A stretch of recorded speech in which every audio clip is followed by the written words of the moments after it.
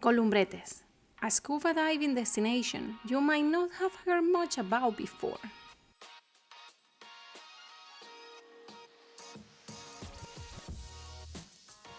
Administratively, this group of volcanic islets belongs to Castellón de la Plana in the Valencian community in Spain. If you are looking for crystal clear water, biodiversity, and a well-preserved seafloor, this unique spot off the coast of Castellón delivers all that and more. Located about 56 kilometers from the mainland, Columbretes is a remote marine reserve and natural park. It might not be your first choice if you suffer from seasickness. The journey takes about 2 hours and a half, but trust us, the diving here is absolutely worth it. These islands were known by Greeks and Romans from ancient times. Writers, such as Strabo, cited the astonishing number of snakes inhabiting them. The islands owe their present name to the Latin word for snake, columber. But don't worry, the snakes became extinct by the end of the 19th century. We chose Casamares Charter, a local diving center. Our day started early, and surprisingly, Sebastian and I were the only divers on board. We all at the end enjoyed a delicious paella, Valencian style, of course. Most visitors come for a day trip to enjoy the scenery, learn about the volcanic origins of the island, snorkel, and disconnect from the chaos of the world. But now, let's start from the beginning. We miss the opportunity to go inside, amor. Oh no, we are locked out forever. Morning, Money. early morning. Only money.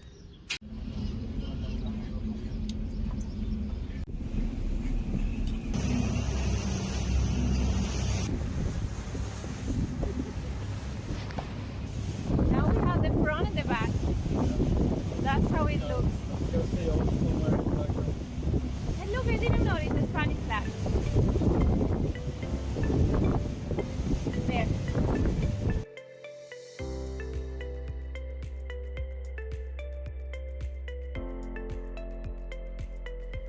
The Columbretes Islands Marine Reserve was declared in 1919 and covers over 5,500 hectares of protected water. Anchoring is only allowed at designated buoys to protect the fragile seabed, and this makes a notable difference. The underwater landscape looks almost untouched. Our first dive began inside the caldera, more or less around here. Despite expecting choppy waters, we were in open waters after all, we were surprised. Inside the caldera, the sea was calm and clear, offering the perfect conditions to dive. The restriction of anchoring really shows. The seafloor is alive and full of creatures. You will see as we continue. We did our best to identify and include the names of the marine life we saw during our dive. We are not marine biologists, so if you spot any mistakes or can help us with more accurate ID, feel free to let us know in the comments. These little friends were a highlight of the dive. Flavellina affinis. These vibrant nudibranch are easy to recognize by their translucent bodies and vivid purple and orange serrata, anatomical structures found externally in the nudibranchs. They grow to about 3 to 5 centimeters long, and you'll often find them crawling over rocky bottoms or algae, where they hunt and feed. In Columbretes, they were absolutely everywhere, dancing among the algae.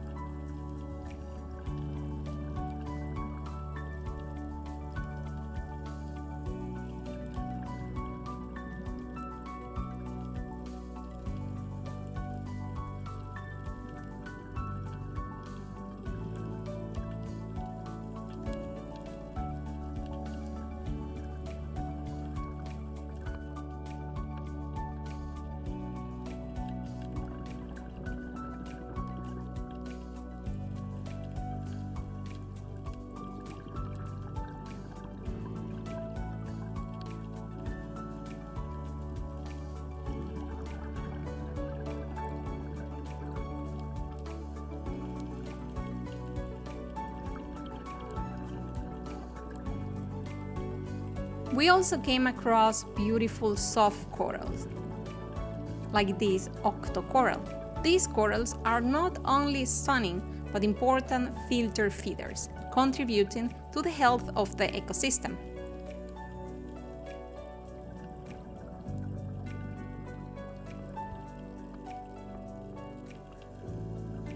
Brown migger, also known as corvina in Spanish. It is a shy fish, often found hovering calmly near rocks or seagrass. The population of this species has declined significantly in the Mediterranean Sea due to overfishing.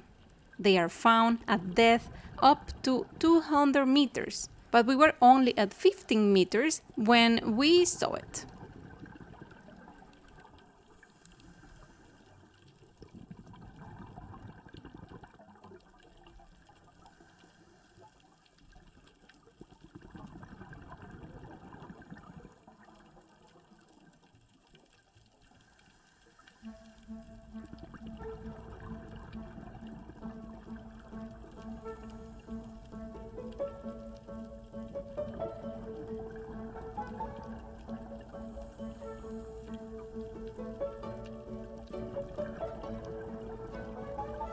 Toward the end of the dive, the nudibranch show reached another level, in both size and majesty.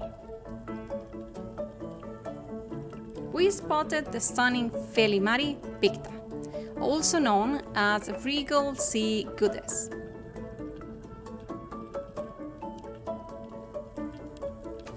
This species of dorid nudibranchs stands out with its deep cobalt blue body decorated with intricate yellow lines and spots.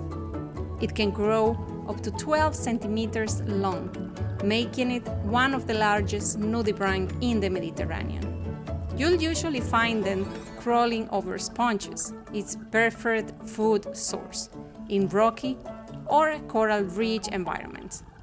Felimari picta belongs to a group of nudibranchs that lost the ability to produce their own toxins. So instead, they accumulate chemical compounds from the sponges they eat, turning their meal into a natural defense system.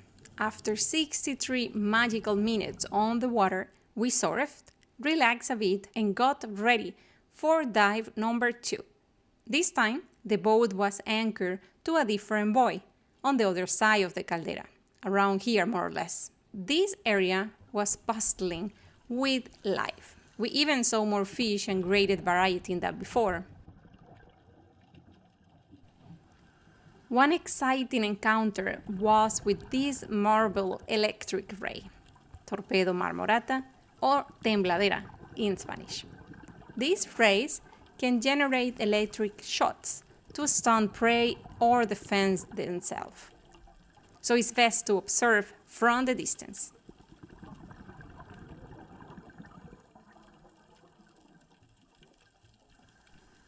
At one point, the dive master stopped and stared at this dark, almost alien-like looking blob.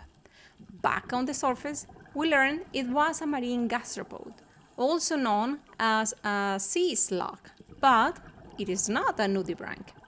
It is only his very close cousin, a side-gill slug called Phleurobrancus.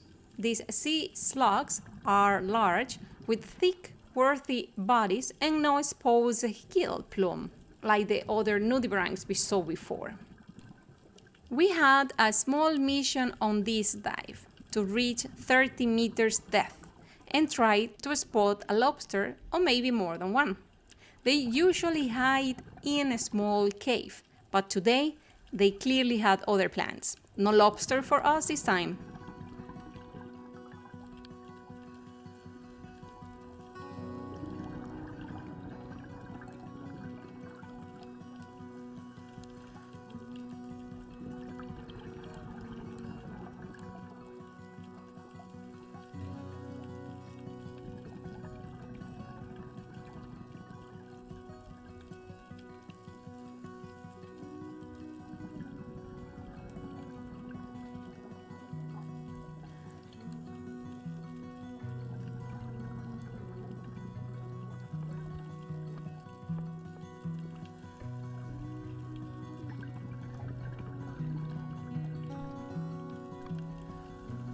Of course, groupers made an appearance too, big, curious, and a classic part of Mediterranean diving.